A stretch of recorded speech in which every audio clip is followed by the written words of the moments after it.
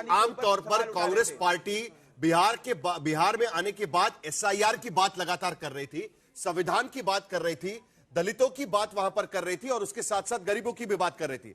जरा कांग्रेस का परफॉर्मेंस देख लेते हैं कि कांग्रेस ने किस तरीके से किस इलाके में कैसा काम किया हुआ है और उनका स्कैनर जरा एक बार देख लीजिए। कांग्रेस का परफॉर्मेंस देखिए, कांग्रेस का यादव बहुल सीटों में भी -3 कांग्रेस यहां पर नजर आ रही है। अनुसूचित जातियों वाली सीट पर जहां पर 15% से ज्यादा उनका दबदबा है, वहां पर भी -8 यहां पर नजर आ रही है।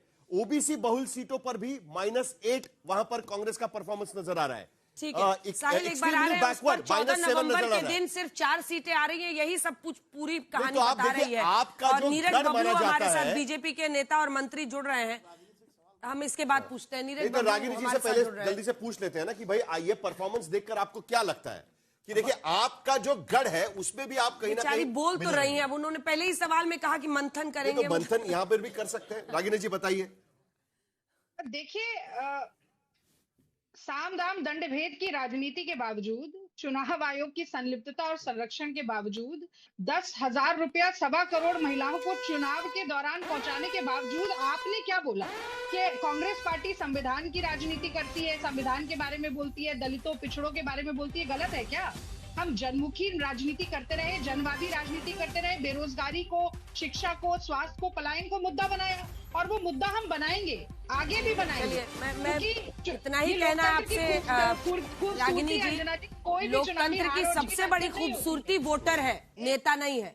ना नेता है ना पार्टी है, लोकतंत्र की सबसे बड़ी खूबसूरती वोटर है। और अगर 7 करोड़ 45 लाख वोटर के बीच में से 5 करोड़ वोटर इस बार निकले हैं तो उनके सामने नतमस्तक होइए। वो लाइनें कोई और नहीं खड़ा कर सकता है कि चुनाव आयोग घर से निकाल के खड़ा नहीं कर सकता है। वोट डालने वोटर ही आता है। देखिए यहां भी तालियां बज रही है। चलिए नीरज बबलू हमारे साथ हैं। वोटर जो है ना, वोटर निकलता है। आप देखिए वहां पे, कल्पना कीजिए, औरतें सुबह नाश्ता नहीं बनाई घर में, ना खाई है, वो सुबह आके लाइन में खड़ी हैं, लंबी लाइन है। हमारे रिपोर्टर्स उनसे पूछ रहे हैं, वो ये सब कोई और नहीं करा सकता। ये लोग अपना जानते हैं, उनको वोटिंग की प्रक्रिया में विश्वास है। इस विश्वास को आप जितना चोट पहुंचाएंगी, पता नहीं इसका फायदा नुकसान आपको होगा, ये आपको आकलन करना है। नीरज बबलू हमारे साथ जुड़ रहे हैं, मंत्री हैं, फिलहाल आगे चल रहे हैं। नीरज जी, तस्वीर आ रही है 90 सीटें 101 में से बीजेपी की परफॉर्मेंस की। अभी तो शुरुआती रुझान में बधाई ही देनी होगी, वजह क्या मानते हैं इस जीत की? जी जबरदस्त, हम लोग और आगे बढ़ेंगे। पहले तो बहुत बहुत बधाई है, छातापुर विधानसभा को बधाई है, जनता को और पूरे बिहार के जनता को बहुत बहुत बधाई हम दे रहे हैं कि जिस तरह से माननीय प्रधानमंत्री जी और माननीय मुख्यमंत्री जी के कामों पर लोगों ने विश्वास किया है।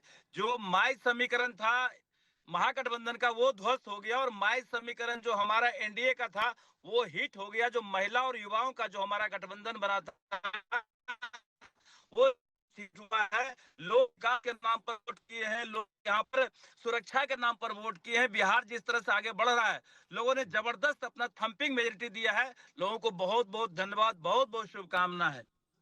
ठीक है, अब धन्यवाद आपका हमारे साथ जुड़ने के लिए। मंत्री भी हैं सरकार में और वो कह रहे हैं कि बहुत खुश हैं, 90 सीटें उनकी आ गई हैं। अनुप्रिया यादव जी के पास चलते हैं। जेडीयू का पोस्ट न भूतो न भविष्यता, क्या कह रहे हैं? नीतीश सीएम है और आगे भी रहेंगे। जनता दल यूनाइटेड के अधिकृत हैंडल से वहां पर पोस्ट किया गया है। अनुप्रिया जी, हाँ, ये करने की कोई खास वजह?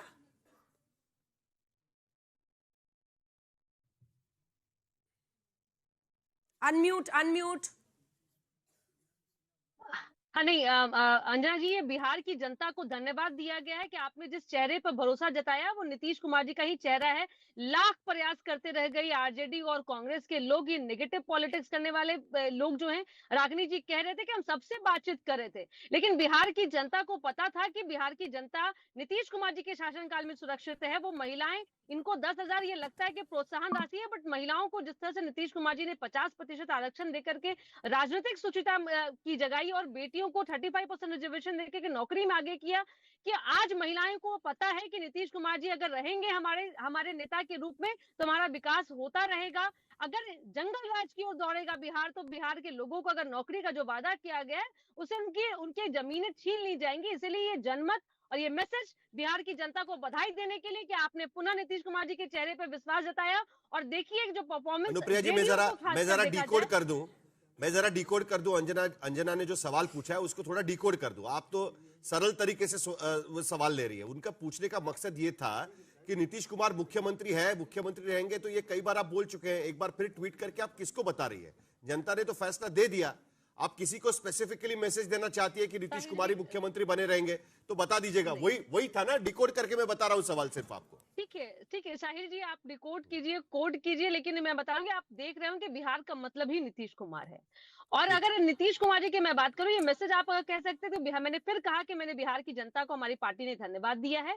अगर आप नीतीश कुमार जी के चेहरे पे राजनीति की बात कीजिए तो मैं 2015 भी ले जाना चाहूंगी, जब हम लोग आरजेडी के साथ थे, तब भी जनमत मिला, नीतीश कुमार जी का चेहरा था। 2020 भी जरूर हम तीसरे नंबर की पार्टी थे, लेकिन नीतीश कुमार जी का चेहरा था कि इस एनडीए अलायंस जीता। और इस बार भी जो आंकड़े आपके नजर आ रहे हैं, आप तो मुझे लगता है कि एग्जिट पोल से भी अब हम आगे निकल गए हैं, और आरजेडी के प्रवक्ता भी मुझे लग रहा है यहाँ दिख नहीं रहे हैं, जिस तरह का दम भर रहे थे जिसने। और ये बिहार की जनता ने देखा साहिल जी कि जो अपने मंच से लोगों को डरा रहे हैं, धमका रहे हैं। आपने कल उनके नेताओं के स्टेटमेंट को सुना होगा, उन्होंने कहा कि अगर फैसला इनके हक में नहीं होगा तो ये बिहार को ये नेपाल बना देंगे। तो ये जंगल राज इनके नसों में दौड़ रहा है, उनकी बोली में दौड़ रहा है। इसलिए बिहार की जनता ने मन बना लिया कि नीतीश कुमार जी के साथ ही वो जाएंगे।